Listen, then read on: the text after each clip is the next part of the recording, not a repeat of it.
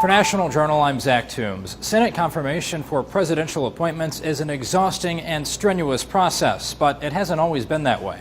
That's the focus of this week's cover story, part of National Journal's quadrennial Decision Makers special issue. When the president made his recent 10-day trip to Africa and Europe, his incomplete diplomatic team reflected dysfunction back home.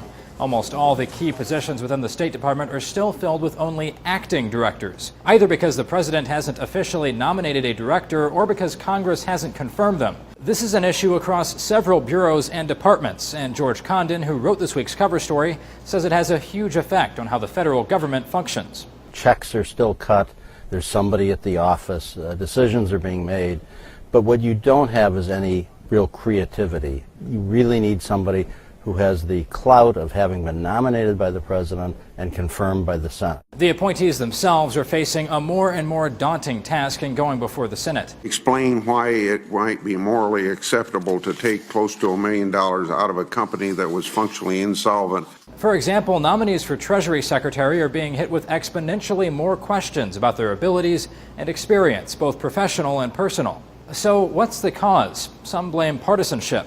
The Republican leader has failed to live up to his commitments. And if we don't pull back from the brink here, my friend, the majority leader, is going to be remembered as the worst leader of the Senate ever. But lawmakers have also been increasingly bold in holding up confirmations.